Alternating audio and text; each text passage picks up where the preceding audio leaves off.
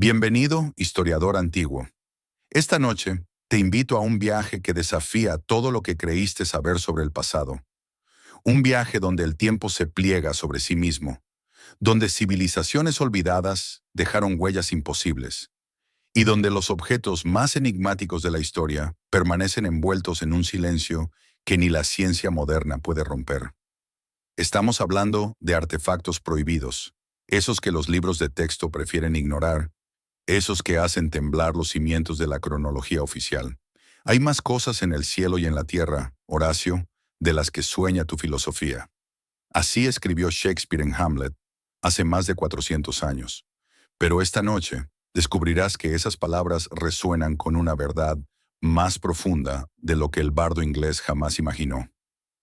Pero antes de sumergirnos en este abismo de misterio, si realmente disfrutas este tipo de contenido, si te fascina lo inexplicable y lo oculto, ayúdame dándole like a este video, suscribiéndote al canal y dejándome un comentario con tu teoría favorita. Pero solo si realmente lo disfrutas, sin presión. Ahora, atenúa las luces, ajusta tu almohada, deja que la oscuridad te envuelva como un manto antiguo. Cierra los ojos si lo deseas, pero mantén tu mente abierta.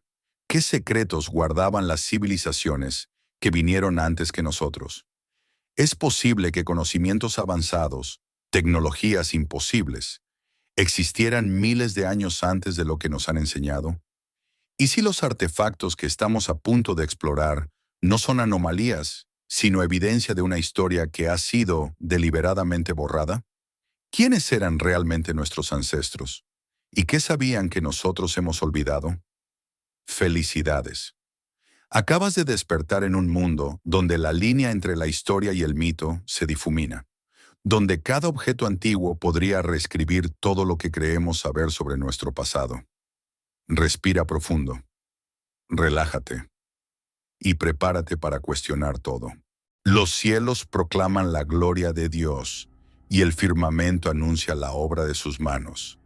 Salmo 19, verso 1. ¿Y si los antiguos no solo contemplaban los cielos, sino que los calculaban con precisión matemática que no volveríamos a alcanzar hasta 2000 años después? Hablemos del mecanismo de Anticitera. Es el año 1901. Un grupo de pescadores de esponjas griegos bucea cerca de la pequeña isla de Anticitera, ubicada entre Creta y el Peloponeso, cuando descubren algo extraordinario: los restos de un naufragio romano que data aproximadamente del año 70 a.C. Entre ánforas rotas, estatuas de bronce corroídas por el mar y monedas antiguas, los buzos recuperan un bulto de metal verdoso cubierto de percebes y sedimento marino.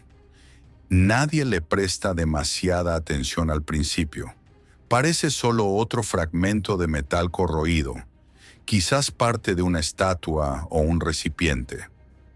Pero cuando los arqueólogos del Museo Arqueológico Nacional de Atenas comienzan a limpiar y examinar el objeto, quedan absolutamente desconcertados.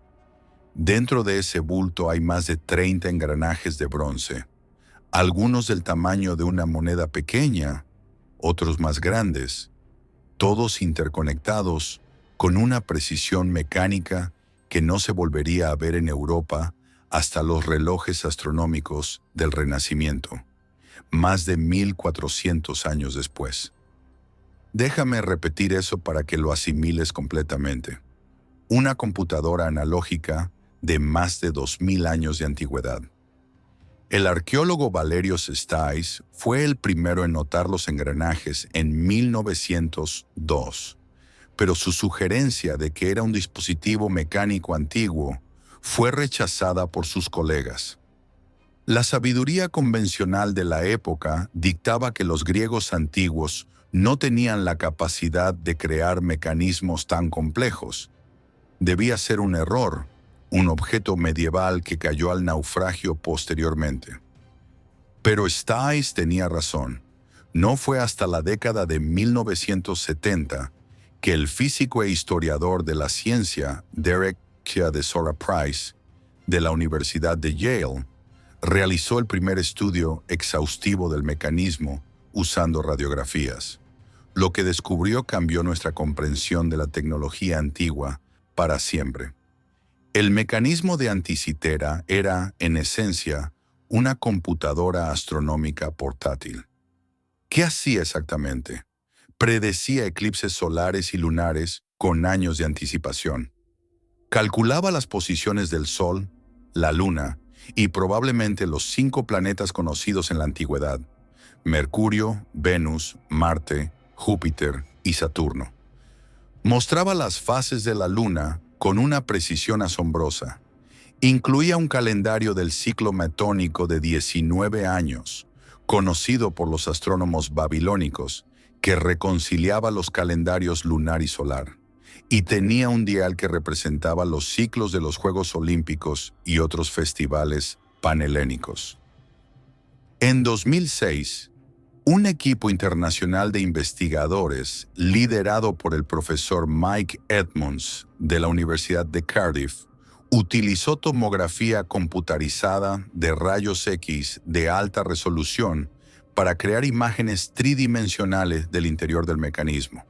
Publicaron sus hallazgos en la prestigiosa revista Nature, describiendo el dispositivo como más valioso que la Mona Lisa.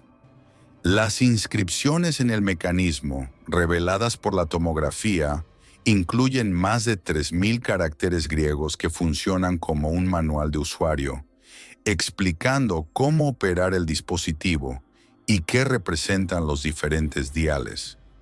Pero aquí está la pregunta que persiste como una sombra sobre todo esto. ¿Cómo? Los griegos del siglo I antes de Cristo no tenían telescopios. La teoría heliocéntrica de Copérnico no llegaría hasta 1543. Oficialmente, no tenían la capacidad de fabricar engranajes tan pequeños y precisos, con dientes cortados a mano con una exactitud de fracciones de milímetro. Y sin embargo, lo hicieron. El historiador romano Cicerón, en su obra filosófica De República, escrita alrededor del año 54 a.C., menciona que el filósofo estoico Posidonio de Apamea construyó un planetario mecánico que reproducía los movimientos del Sol, la Luna y los 5 planetas visibles. Cicerón también describe una esfera similar creada por el legendario Arquímedes de Siracusa, el genio matemático que vivió en el siglo III a.C. ¿Era el mecanismo de Anticitera una de estas esferas? ¿O había muchos dispositivos similares que simplemente se perdieron en el tiempo? Cuando el general romano Marcelo conquistó Siracusa en el año 212 a.C., ordenó específicamente que se preservaran los dispositivos mecánicos de Arquímedes. Pero la mayoría fueron saqueados, destruidos o desaparecieron en las colecciones privadas de la élite romana. ¿Cuántos mecanismos como el de Anticitera existieron? ¿Cuántos se hundieron en naufragios? ¿Fueron fundidos para obtener bronce? ¿O simplemente se desintegraron con el paso de los siglos? Considera las implicaciones. Si los griegos podían construir computadoras analógicas en el siglo I a.C., ¿qué más podían hacer que hemos olvidado? El astrónomo Hiparco de Nicea, quien vivió entre el 190 y el 120 a.C., creó el primer catálogo estelar detallado de Occidente, clasificando más de 850 estrellas por brillo y posición. Descubrió la precesión de los equinoccios, un fenómeno astronómico extremadamente sutil que requiere observaciones precisas durante décadas. Sus cálculos eran tan exactos que no fueron superados hasta el trabajo de Tycho Brahe en el siglo XVI.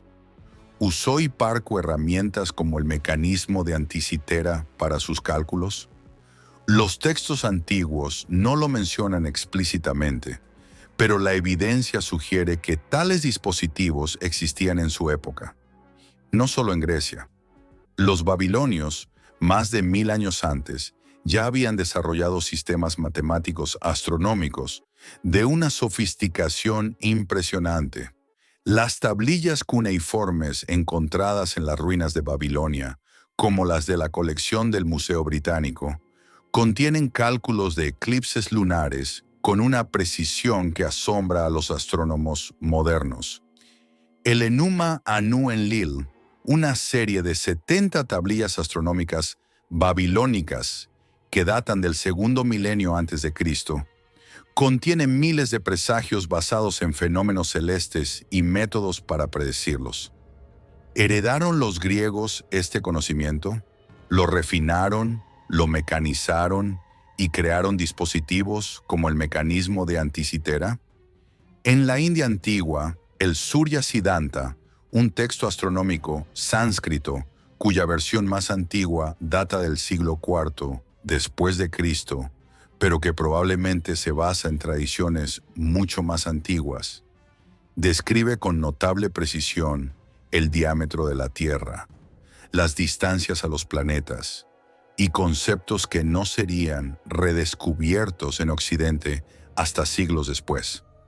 En China, el brillante polímata Zhang Heng, quien vivió entre el año 78 y el 139 después de Cristo, construyó una esfera armilar mecánica impulsada por agua que reproducía los movimientos celestes. También inventó el primer sismoscopio de la historia, capaz de detectar terremotos a cientos de kilómetros de distancia e indicar su dirección. Existió una red de conocimiento tecnológico en el mundo antiguo que hemos subestimado profundamente. Una tradición de ingeniería, mecánica y astronomía que se extendía desde Babilonia hasta Grecia, desde la India hasta China, conectada por rutas comerciales, viajeros eruditos y el intercambio de ideas. El mecanismo de Anticitera no encaja cómodamente en la narrativa simplista que a menudo nos enseñan, que la tecnología avanzó de manera lineal, que la Edad Media fue un periodo de oscuridad intelectual y que solo con el Renacimiento y la Ilustración alcanzamos verdadera sofisticación científica. Este objeto, corroído y silencioso en el fondo del mar Egeo durante más de 2000 años, susurra otra historia. Una historia de conocimiento perdido, de civilizaciones más capaces de lo que les damos crédito, de secretos que se hundieron con los barcos, que ardieron cuando la biblioteca de Alejandría fue destruida, que fueron olvidados cuando los imperios cayeron y las guerras borraron generaciones de sabiduría acumulada. Cabe advertir, por supuesto, que debemos ser cautelosos con la especulación excesiva. El mecanismo de Anticitera es extraordinario, pero no es evidencia de civilizaciones perdidas míticas ni de intervención extraterrestre. Es evidencia de que los seres humanos antiguos eran más inteligentes, más curiosos y más capaces de lo que a veces asumimos. Y eso en sí mismo es suficientemente asombroso. Mientras tu respiración se vuelve más lenta y profunda, puedes imaginar a un artesano griego en un taller iluminado por lámparas de aceite, tallando engranajes diminutos con herramientas de bronce, transmitiendo conocimientos que su maestro le enseñó y que el maestro de su maestro aprendió generaciones antes. El conocimiento fluye como un río a través del tiempo. A veces se desborda, fertilizando civilizaciones enteras. A veces se seca, dejando solo cauces vacíos y el eco de lo que una vez fue. El mecanismo de Anticitera es una gota de ese río que, milagrosamente, sobrevivió. ¿Cuántas otras gotas se perdieron para siempre? Ahora viajemos al otro lado del mundo, a través del vasto océano Atlántico, hasta las selvas tropicales de Costa Rica, un lugar donde la humedad lo impregna todo, donde la vegetación devora los restos del pasado con apetito voraz y donde el canto de los pájaros y el zumbido de los insectos crean una sinfonía perpetua de vida. Allí, dispersas en campos de cultivo, enterradas bajo capas de tierra y raíces, alineadas en patrones que nadie comprende completamente, hay cientos de esferas de piedra, perfectamente redondas. Algunas son pequeñas, del tamaño de una pelota de baloncesto, fáciles de sostener con las manos. Otras son monumentales, de más de 2 metros de diámetro, pesando hasta 16 toneladas. Su simetría es tan precisa que cuando los arqueólogos las midieron por primera vez en la década de 1930, encontraron que la desviación de la esfericidad perfecta era de menos del 2%. En algunas esferas, la desviación era inferior al 0.2%. Déjame poner eso en perspectiva para ti. Crear una esfera perfecta de piedra, especialmente de granito o gabbro, rocas extremadamente duras, es increíblemente difícil incluso con herramientas modernas. Requiere mediciones constantes desde el centro hacia todos los puntos de la superficie, herramientas de corte y pulido de alta precisión y un conocimiento profundo de geometría tridimensional. Los pueblos precolombinos de Costa Rica, según la arqueología convencional, no tenían ruedas funcionales, no tenían herramientas de metal duro como el acero y no tenían instrumentos de medición de precisión como los que usamos hoy. Y sin embargo, crearon estas esferas. ¿Cómo? Las esferas fueron descubiertas en los años 1930, cuando la United Fruit Company, la poderosa corporación estadounidense que dominaba la producción de banano en Centroamérica, comenzó a despejar vastas extensiones de selva para establecer plantaciones. Los trabajadores, al talar árboles y remover la vegetación, comenzaron a encontrar estas extrañas bolas de piedra. Algunas estaban completamente enterradas, otras parcialmente expuestas, y algunas parecían estar alineadas en formaciones deliberadas, líneas rectas, triángulos, grupos de 3 o 4. Desafortunadamente, en esos primeros años, nadie comprendió la importancia arqueológica de lo que estaban encontrando. Los buscadores de tesoros, convencidos de que las esferas contenían oro en su interior, una creencia sin fundamento alguno, dinamitaron docenas de ellas, destruyéndolas irremediablemente. Los coleccionistas adinerados las movieron a jardines privados y propiedades de lujo, rompiendo para siempre su contexto arqueológico original. Algunas fueron rodadas hacia barrancos o usadas como decoración en edificios gubernamentales, pero algunas permanecieron en su lugar original, y son estas las que plantean las preguntas más inquietantes. El arqueólogo estadounidense Samuel Kirkland Lothrop, del Museo Peabody de Harvard, fue uno de los primeros en estudiar las esferas sistemáticamente. En 1943, documentó su distribución, tamaños y ubicaciones en su monografía Archaeology of the Diquís Delta, Costa Rica. Lothrop propuso que las esferas fueron creadas por la cultura diquís, una civilización precolombina que floreció en el sur de Costa Rica entre aproximadamente el año 700 y el 1530 después de Cristo, cuando la llegada de los conquistadores españoles devastó las poblaciones indígenas. Pero Lothrop, a pesar de su meticulosa documentación, no pudo explicar cómo las hicieron.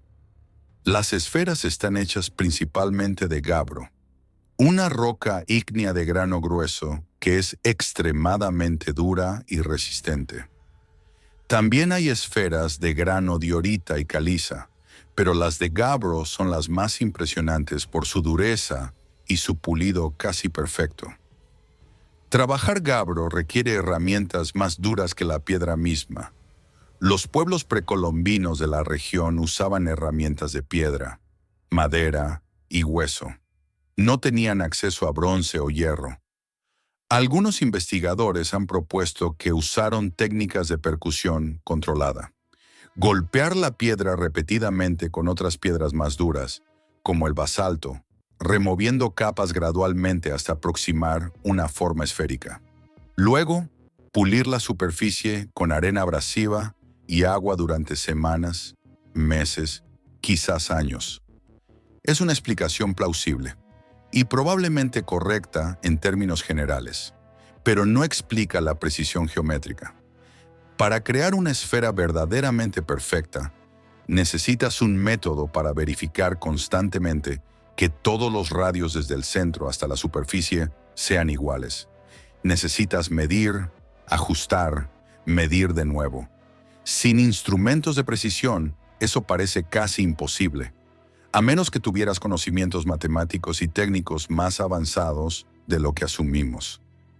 El matemático griego Euclides, en su obra monumental Los Elementos, escrita alrededor del año 300 a.C., definió la esfera matemáticamente y describió sus propiedades. Arquímedes calculó fórmulas para el volumen y la superficie de una esfera, pero estos conocimientos, según la historia convencional, nunca llegaron a América precolombina. ¿O sí? Considera las similitudes con otras culturas separadas por océanos y milenios.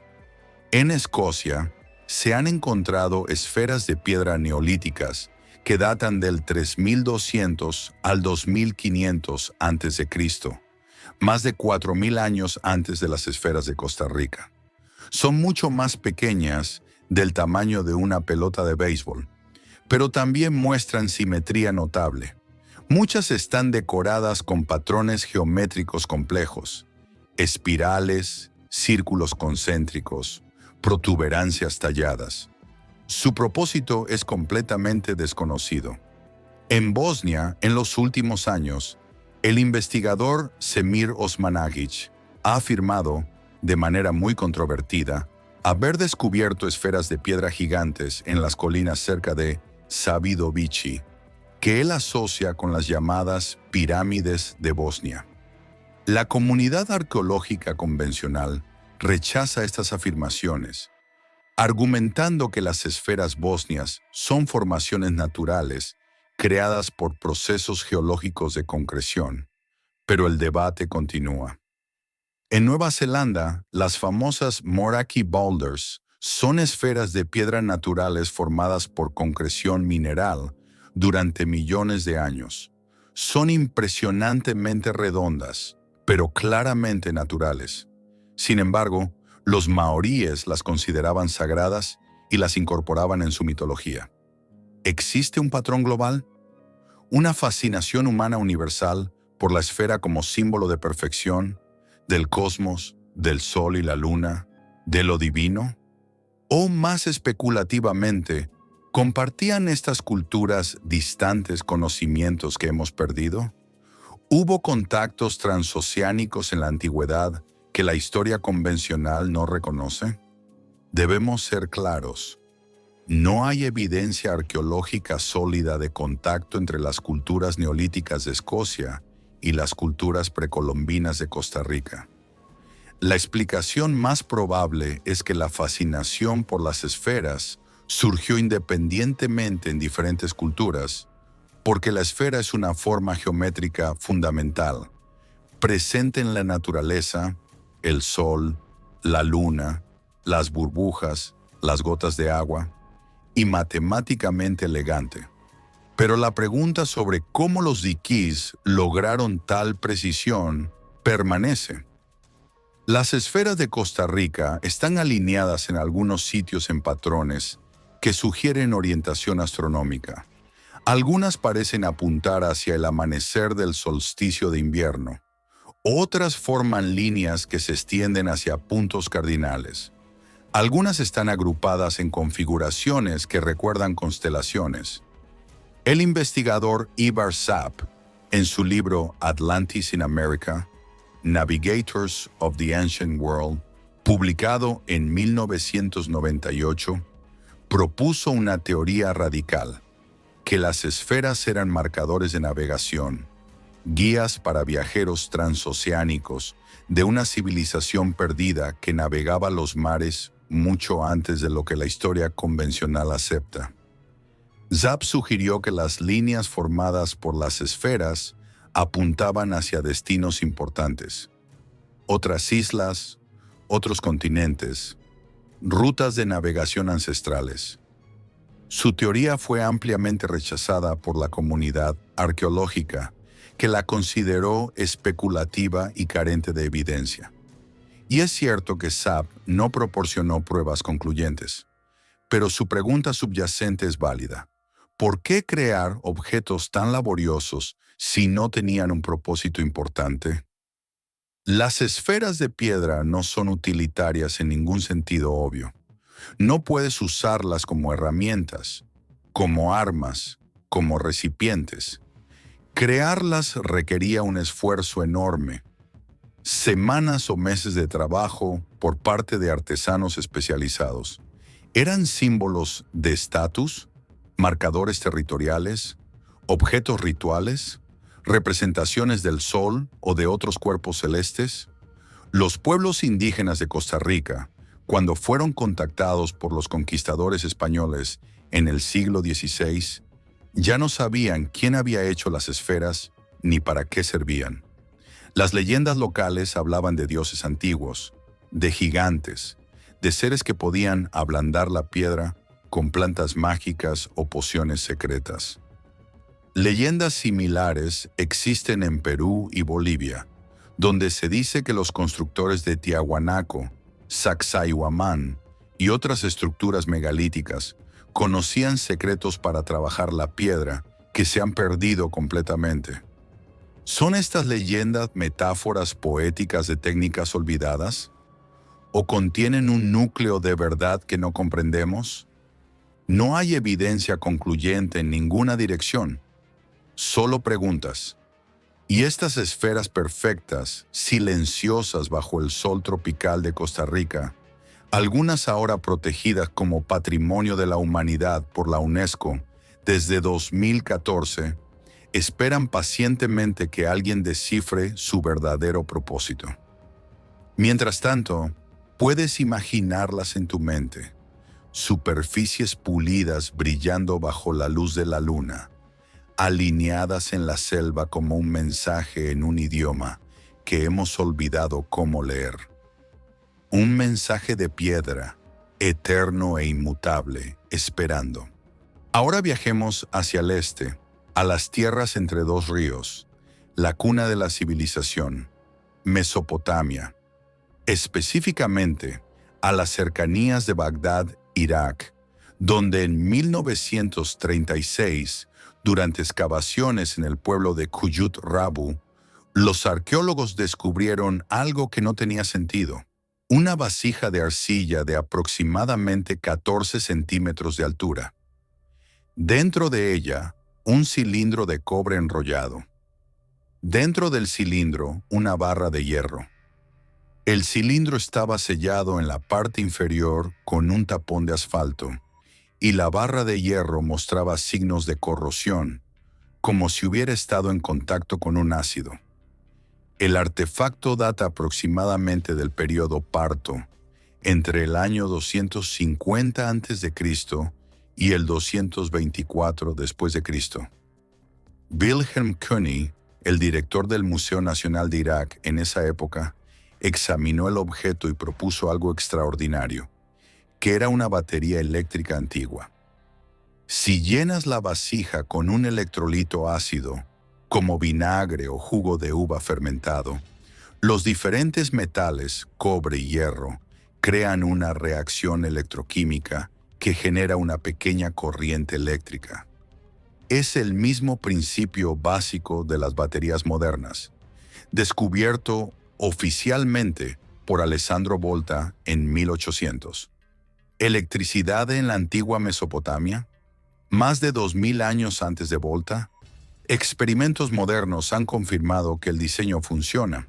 En 1940, Willard Gray, un ingeniero de General Electric, construyó una réplica de la batería de Bagdad la llenó con vinagre y generó aproximadamente 1 voltio de electricidad. Otros experimentos han producido resultados similares. La batería funciona. La pregunta es, ¿para qué la usaban? La teoría más común es la electroplastia. Usar la corriente eléctrica para depositar una fina capa de metal, como oro o plata, sobre objetos de metal más barato. Esto crearía objetos que parecen hechos de metales preciosos, pero cuestan mucho menos. De hecho, se han encontrado objetos mesopotámicos y egipcios con recubrimientos de metal que podrían haber sido aplicados mediante electroplastia, pero también podrían haber sido aplicados mediante técnicas de dorado al fuego o laminado, que no requieren electricidad. Otros han propuesto usos medicinales. En la antigüedad, se creía que las descargas eléctricas de peces eléctricos como la raya torpedo tenían propiedades curativas. ¿Podrían las baterías haber sido usadas para terapia eléctrica primitiva o quizás tenían un propósito ritual? La sensación de un pequeño choque eléctrico, inexplicable para quienes no conocían su causa, podría haber sido interpretada como una manifestación divina, un toque de los dioses. Pero aquí debemos hacer una pausa y considerar las objeciones escépticas. No todos los arqueólogos aceptan que la batería de Bagdad era realmente una batería. Algunos proponen que era simplemente un recipiente de almacenamiento para pergaminos sagrados o documentos. El cilindro de cobre protegería los pergaminos de la humedad y el asfalto los sellaría. La corrosión en la barra de hierro podría ser resultado de siglos de exposición a la humedad del suelo, no de una reacción electroquímica intencional. Otros señalan que no se han encontrado cables, electrodos, ni ningún otro componente que sugiera un sistema eléctrico más amplio. Una batería sola es inútil. Necesitas un circuito para hacer algo con la electricidad, y no hay evidencia de circuitos eléctricos en la antigua Mesopotamia. Además, no hay menciones de electricidad en ningún texto antiguo, mesopotámico, egipcio o de cualquier otra cultura de la región. Si tenían electricidad, ¿por qué no escribieron sobre ella? Estas son objeciones válidas y deben ser tomadas en serio. Pero también hay contraargumentos. La ausencia de evidencia no es evidencia de ausencia. Muchos conocimientos antiguos se transmitían oralmente, de maestro a aprendiz, y nunca fueron escritos. Los gremios de artesanos guardaban celosamente sus secretos comerciales. Y la falta de un sistema eléctrico más amplio no significa que las baterías no existieran. Quizás se usaban para aplicaciones muy específicas y limitadas, como la electroplastia de pequeños objetos rituales, sin desarrollarse en una tecnología más amplia. Considera también que la historia de la tecnología no es lineal. Conocimientos se descubren, se pierden y se redescubren siglos después. El concreto romano, por ejemplo, era superior en muchos aspectos al concreto moderno, pero la técnica se perdió durante la Edad Media y no fue redescubierta hasta el siglo XVIII. ¿Podría la electricidad haber sido descubierta, usada para propósitos limitados y luego olvidada cuando las civilizaciones que la conocían colapsaron? Es especulativo, pero no imposible. Hay paralelos intrigantes en otras culturas. En el antiguo Egipto, algunos relieves en el templo de Hathor, en Dendera, muestran lo que algunos interpretan como bombillas eléctricas, figuras que sostienen objetos alargados con lo que parece ser un filamento en su interior. Los egiptólogos convencionales interpretan estas imágenes como representaciones simbólicas de flores de loto y serpientes, sin ninguna conexión con la electricidad.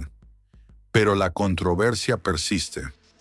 En la India antigua, algunos textos sánscritos mencionan vajras y otras armas de los dioses que emitían luz y destruían enemigos. ¿Metáforas poéticas de rayos naturales o recuerdos distorsionados de tecnologías perdidas? En la mitología griega, Prometeo robó el fuego de los dioses y lo dio a la humanidad. ¿Era el fuego una metáfora de conocimiento en general o de un tipo específico de conocimiento, como la electricidad? Debemos ser muy cautelosos aquí. Es fácil caer en la trampa de ver tecnología moderna en cada mito antiguo, de proyectar nuestras propias obsesiones tecnológicas sobre culturas que pensaban de maneras muy diferentes a nosotros. La batería de Bagdad es un objeto fascinante. Puede que haya sido una batería primitiva usada para electroplastia, o puede que haya sido un recipiente de almacenamiento cuya semejanza con una batería es coincidencia. No tenemos suficiente evidencia para estar seguros en ninguna dirección. Y esa incertidumbre, esa apertura a múltiples posibilidades, es parte de lo que hace la arqueología tan fascinante. Mientras te relajas más profundamente, puedes imaginar a un artesano en la antigua Babilonia, mezclando vinagre en una vasija de arcilla, observando con asombro cómo un objeto de cobre se cubre lentamente de una fina capa de oro, sin comprender completamente el proceso, pero maravillado por el resultado. O quizás solo estaba guardando pergaminos. El misterio permanece. Ahora viajemos al año 1929 a Estambul, Turquía. En el Palacio de Topkapi, antigua residencia de los sultanes otomanos, un académico alemán llamado Gustav Adolf Deissmann está catalogando documentos antiguos en la Biblioteca Imperial cuando descubre algo extraordinario. Un fragmento de un mapa del mundo, dibujado en piel de gacela, fechado en el año 1513 del calendario cristiano, equivalente al año 919 del calendario islámico. El mapa está firmado por Haji Ahmed Muhyiddin Piri, conocido como Piri Reis, un almirante y cartógrafo de la Armada Otomana. A primera vista, parece un mapa de navegación típico de la era de los descubrimientos. La costa occidental de África, la costa oriental de América del Sur, varias islas del Atlántico. Pero hay algo extraño. En la parte inferior del mapa, hay una masa de tierra que se extiende hacia el sur desde América del Sur. Y esta masa de tierra muestra características geográficas detalladas. Montañas, ríos, bahías. Algunos investigadores han propuesto que esta masa de tierra es la Antártida. Pero la Antártida no fue descubierta oficialmente hasta 1820, más de 300 años después de que Piri Reis dibujara su mapa. Y aquí está lo verdaderamente desconcertante. El mapa parece mostrar la costa de la Antártida sin hielo. La costa de la Antártida ha estado cubierta de hielo durante millones de años. No fue mapeada con precisión hasta el siglo XX, cuando se usaron técnicas de radar de penetración de hielo y sonar sísmico. ¿Cómo podía Piri Reis en 1513 dibujar una costa que no sería visible para los humanos durante otros 400 años? Piri Reis dejó notas en los márgenes del mapa explicando sus fuentes. Escribió que usó aproximadamente 20 mapas diferentes, incluyendo mapas árabes, mapas portugueses contemporáneos y, crucialmente, mapas muy antiguos, algunos supuestamente de la época de Alejandro Magno, siglo IV a.C. ¿Copió Piri Reis mapas de una fuente mucho más antigua? Mapas creados por una civilización que existió antes del último periodo glacial, cuando la Antártida podría haber estado libre de hielo.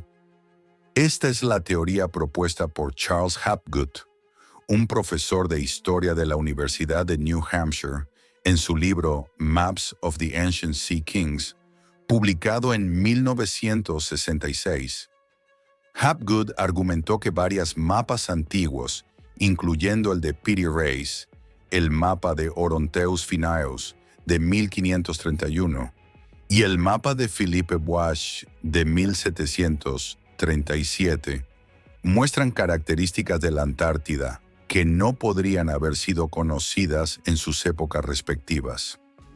Propuso que estos mapas eran copias de mapas originales creados por una civilización marítima avanzada que existió durante la última edad de hielo, hace más de 12.000 años, y que fue destruida por los cataclismos climáticos que marcaron el fin de ese periodo.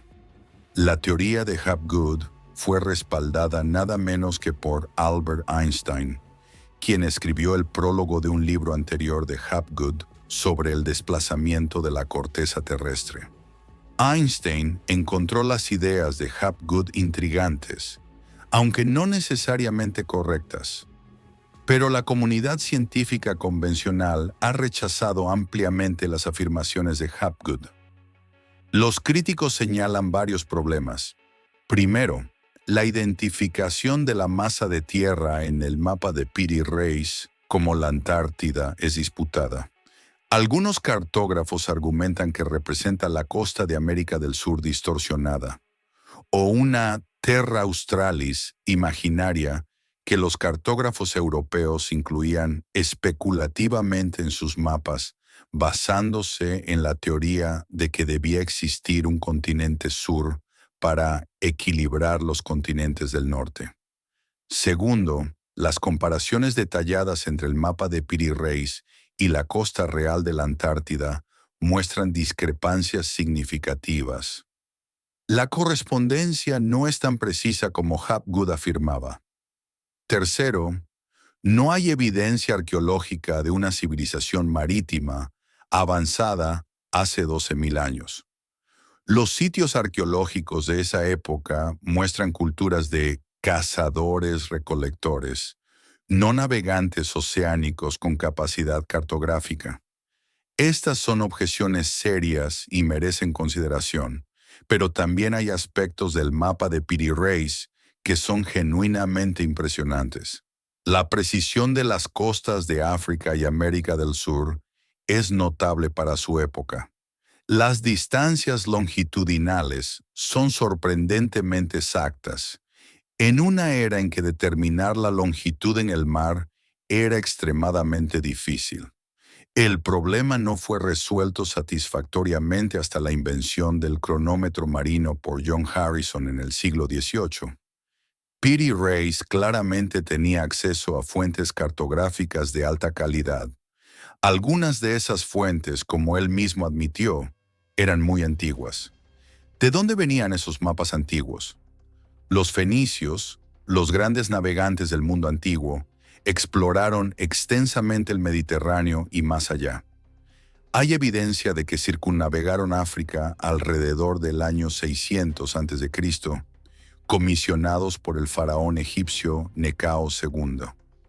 ¿Crearon mapas de sus viajes que sobrevivieron en copias durante siglos? Los cartagineses, herederos de los fenicios, eran navegantes igualmente hábiles. Hanón el navegante exploró la costa occidental de África alrededor del año 500 a.C., llegando posiblemente hasta el Golfo de Guinea. ¿Dejaron registros cartográficos? La Biblioteca de Alejandría, antes de su destrucción, contenía mapas y conocimientos geográficos de todo el mundo conocido. Eratóstenes, el bibliotecario jefe, en el siglo III a.C., calculó la circunferencia de la Tierra con una precisión asombrosa. ¿Qué otros conocimientos geográficos se perdieron cuando la biblioteca ardió? El mapa de Piri Reis es un recordatorio de cuánto se ha perdido, y aunque la teoría de la Antártida sin hielo es probablemente incorrecta, el mapa sigue siendo un testimonio de la sofisticación cartográfica que existía en el mundo antiguo y medieval, y de las redes de conocimiento que conectaban culturas a través del tiempo y el espacio. Mientras tu mente se relaja, puedes imaginar a Piri Reis en su estudio en Constantinopla, rodeado de mapas de diferentes épocas y orígenes, trazando líneas en piel de gacela, intentando reconstruir la forma del mundo a partir de fragmentos de conocimiento antiguo. Un puzzle incompleto, con piezas perdidas que quizás nunca encontraremos. Ahora viajemos a la India, a la bulliciosa ciudad de Delhi, donde lo antiguo y lo moderno coexisten en un caos vibrante. En el complejo de Qutba, un sitio declarado Patrimonio de la Humanidad por la UNESCO, junto a las ruinas de la mezquita Quwwatul Islam y a la sombra del imponente Qutba Minar, el minarete de ladrillo más alto del mundo, se alza un pilar de hierro que ha desconcertado a científicos durante siglos. Mide aproximadamente 7 metros de altura, con unos 90 centímetros enterrados bajo tierra. Pesa más de 6 toneladas. Su diámetro varía de aproximadamente 42 centímetros en la base a 30 centímetros en la parte superior. Fue erigido alrededor del año 400 después de Cristo, durante el reinado del emperador Chandragupta II Vikramaditya de la dinastía Gupta, uno de los periodos más gloriosos de la historia india. Y en más de 1600 años nunca se ha oxidado, ni una sola mancha de herrumbre visible, a pesar de las lluvias monzónicas que azotan Delhi cada año, a pesar de la humedad extrema del clima subtropical, a pesar de siglos de exposición continua a los elementos. Permanece prácticamente inmaculado. ¿Cómo es posible? El hierro es uno de los metales más reactivos comunes. En presencia de oxígeno y humedad, forma óxido de hierro, lo que conocemos como herrumbre, con relativa rapidez. Cualquier estructura de hierro expuesta al aire libre en un clima húmedo como el de Delhi debería mostrar signos significativos de corrosión en cuestión de décadas, si no de años. Y sin embargo, este pilar ha resistido milenios. Durante mucho tiempo, el pilar de hierro de Delhi fue considerado un misterio inexplicable, evidencia de conocimientos metalúrgicos perdidos, quizás incluso de tecnología sobrenatural. Pero en las últimas décadas, la ciencia moderna ha proporcionado una explicación. En 2002, un equipo de investigadores del Instituto Indio de Tecnología de Kanpur, liderado por el profesor R. Balasubramaniam, publicó un estudio exhaustivo en la revista Current Science que finalmente resolvió el enigma. El secreto está en la composición del hierro y en las condiciones atmosféricas específicas de Delhi. El hierro del pilar tiene una pureza inusualmente alta, con muy poco carbono y azufre, impurezas comunes en el hierro moderno producido industrialmente. Pero tiene un contenido relativamente alto de fósforo, aproximadamente el 1%. Este fósforo proviene del mineral de hierro original y del proceso de fundición utilizado por los antiguos metalurgistas indios. Cuando el pilar se expuso a la atmósfera de Delhi, que alterna entre periodos húmedos, monzones, y secos, ocurrió algo interesante. El fósforo en el hierro reaccionó con el oxígeno, el hierro y la humedad para formar una capa delgada de un compuesto llamado misahuita, hidróxido de hierro oxidróxido de fósforo. Esta capa, de solo una fracción de milímetro de espesor, es extremadamente estable y actúa como una barrera protectora que impide que el oxígeno y la humedad alcancen el hierro subyacente.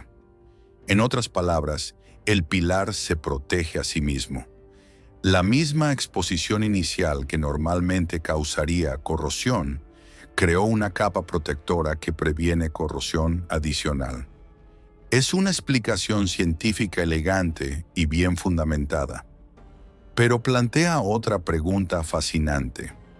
¿Cómo sabían los metalurgistas de la India del siglo V crear hierro con esta composición específica? La respuesta convencional es que probablemente no lo sabían de manera deliberada, al menos no en términos de química moderna. Fue una combinación de factores. La calidad del mineral de hierro disponible en la región, que era naturalmente bajo en carbono y azufre, pero alto en fósforo. Las técnicas de fundición utilizadas, que empleaban hornos de baja temperatura, que no eliminaban completamente el fósforo, como lo hacen los procesos modernos de alto horno. Y quizás un elemento de suerte y selección empírica. Los artesanos notaron que ciertos tipos de hierro duraban más que otros y favorecieron esos métodos, sin comprender necesariamente la química subyacente.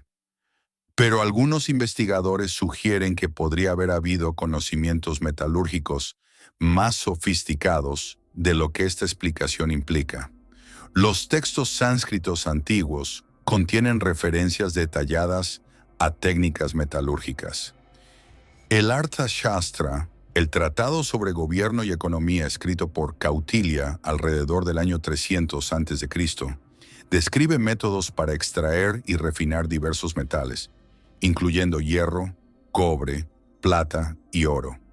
El Rasaratna Samukaya, un texto alquímico del siglo XIII, que se basa en tradiciones mucho más antiguas, detalla procesos para purificar metales, crear aleaciones y producir lo que llamaríamos hoy materiales compuestos. Los Shilpa Shastras, textos sobre arquitectura, escultura y artesanía, mencionan técnicas específicas para trabajar metales con precisión y durabilidad. Es posible que los metalurgistas indios del periodo Gupta tuvieran un conocimiento empírico profundo, transmitido de generación en generación, sobre cómo diferentes composiciones de hierro se comportaban bajo diferentes condiciones. Absolutamente. La metalurgia es tanto arte como ciencia, y las tradiciones artesanales pueden acumular conocimientos prácticos sofisticados durante siglos, sin necesariamente comprender la teoría química subyacente. Y hay otro ejemplo impresionante de la metalurgia india antigua que refuerza este punto. El acero Woods, también conocido como acero de Damasco por las espadas legendarias fabricadas con él, fue desarrollado en el sur de la India alrededor del año 300 a.C. Este acero era famoso en todo el mundo antiguo por su dureza excepcional, su flexibilidad, su capacidad de mantener un filo extremadamente afilado y los hermosos patrones ondulados que aparecían en su superficie cuando se forjaba en espadas. Las espadas de acero de Damasco eran legendarias. Se decía que podían cortar a través de armaduras, partir otras espadas por la mitad y cortar un pañuelo de seda que cayera sobre el filo. El secreto del acero Woods se perdió durante siglos. Los metalurgistas europeos intentaron replicarlo sin éxito durante la Edad Media y el Renacimiento. No fue hasta finales del siglo XX que los científicos modernos, usando microscopía electrónica y análisis químico avanzado, descubrieron qué hacía el acero Woods tan especial. Contenía nanotubos de carbono y nanohilos de cementita, carburo de hierro, que le daban sus propiedades excepcionales. Nanotubos de carbono, en acero fabricado hace más de 2000 años. Los antiguos herreros indios no sabían nada de nanotecnología, por supuesto, pero a través de siglos de experimentación, observación y transmisión de conocimientos, habían desarrollado técnicas que producían materiales con propiedades que solo ahora podemos explicar científicamente. El pilar de hierro de Delhi es un testimonio similar de esa sabiduría práctica acumulada. No es evidencia de tecnología alienígena ni de civilizaciones perdidas con conocimientos superiores a los nuestros. Es evidencia de algo quizás más impresionante: la capacidad de los seres humanos para dominar procesos complejos a través de la observación paciente, la experimentación cuidadosa y la transmisión de conocimientos a lo largo de generaciones. Y eso, en sí mismo, es extraordinario. Mientras te relajas más profundamente, puedes imaginar a los herreros del periodo Gupta, trabajando en sus forjas al calor del fuego, golpeando el hierro incandescente con martillos pesados, observando cómo diferentes técnicas producían diferentes resultados, transmitiendo sus secretos a sus aprendices. El conocimiento como un río que fluye a través del tiempo, a veces visible, a veces subterráneo, pero siempre fluyendo. Ahora viajemos de nuevo a América del Sur, al desierto costero del sur de Perú, una de las regiones más áridas del planeta. Aquí, en la pampa de Nazca, una meseta elevada de aproximadamente 500 kilómetros cuadrados, el suelo está cubierto de piedras oscuras, oxidadas por siglos de exposición al sol implacable. Desde el nivel del suelo, el paisaje parece monótono, casi lunar en su desolación. Pero desde el aire, algo extraordinario se revela. Cientos de líneas rectas que se extienden por kilómetros, atravesando valles y colinas sin desviarse. Figuras geométricas, triángulos, rectángulos, trapezoides, espirales. Y lo más famoso, geoglifos gigantescos de animales y plantas. Un colibrí de 93 metros de largo, un mono de 90 metros con una cola en espiral, una araña de 46 metros, un cóndor con una envergadura de 130 metros, una ballena, un perro, un pelícano, flores, árboles y figuras humanoides. Las líneas de Nazca fueron creadas por la cultura Nazca, que floreció en la región entre aproximadamente el año 200 a.C. y el 600 después de Cristo.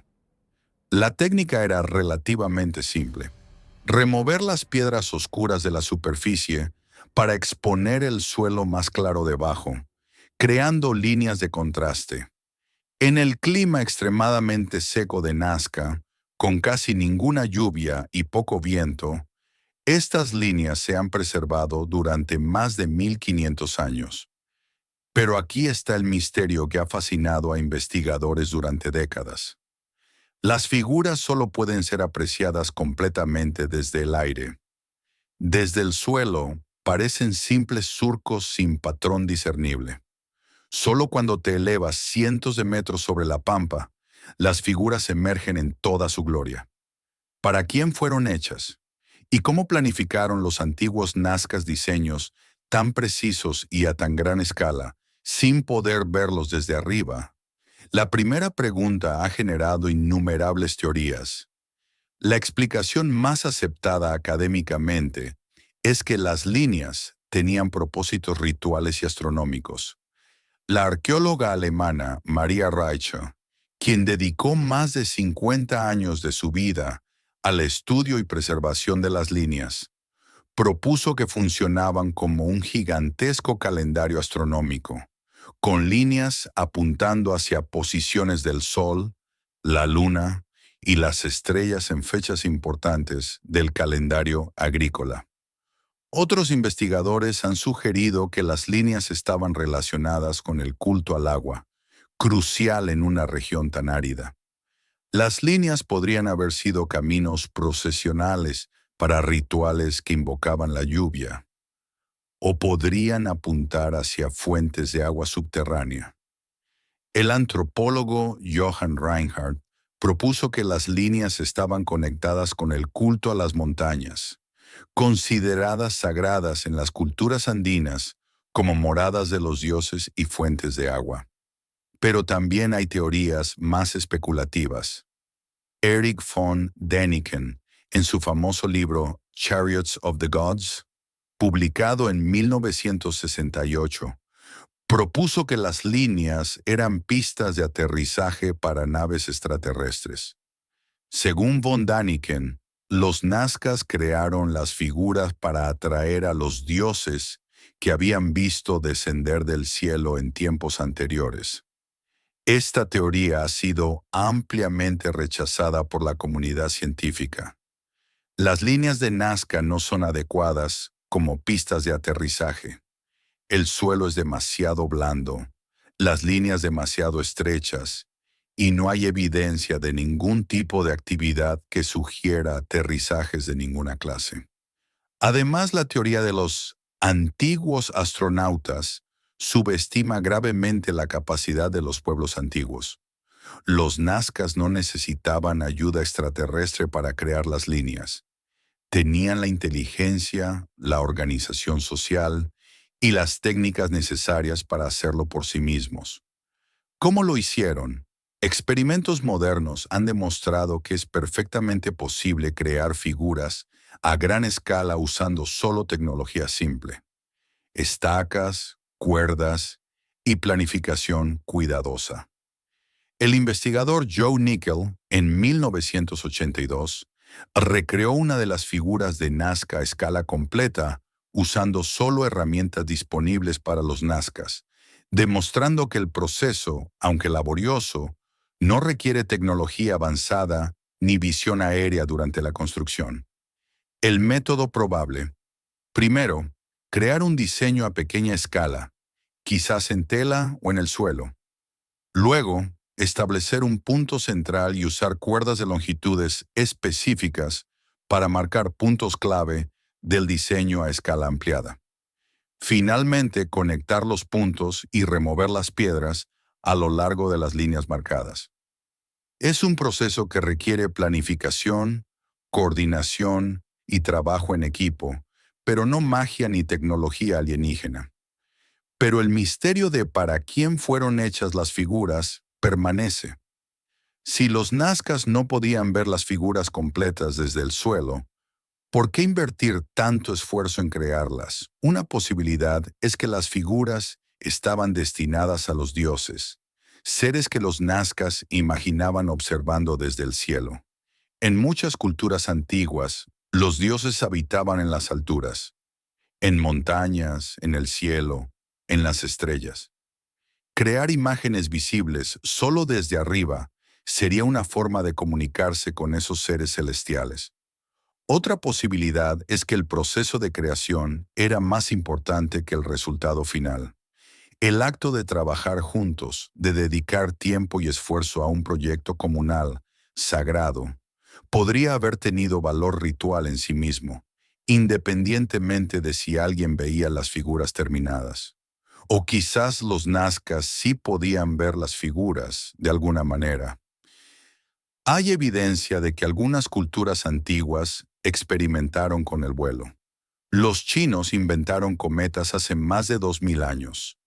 Hay leyendas de torres de observación y plataformas elevadas en varias culturas. El explorador Jim Woodman, en 1975, construyó un globo aerostático usando solo materiales disponibles para los nazcas: algodón, caña, fuego, y logró elevarse brevemente sobre la pampa. Propuso que los nazcas podrían haber tenido tecnología de globos que se ha perdido. Es una teoría intrigante, aunque no hay evidencia arqueológica directa que la respalde. Las líneas de Nazca permanecen como uno de los grandes misterios arqueológicos del mundo. No porque no podamos explicar cómo fueron hechas, podemos, sino porque no sabemos con certeza por qué. Quizás eso es lo que las hace tan fascinantes.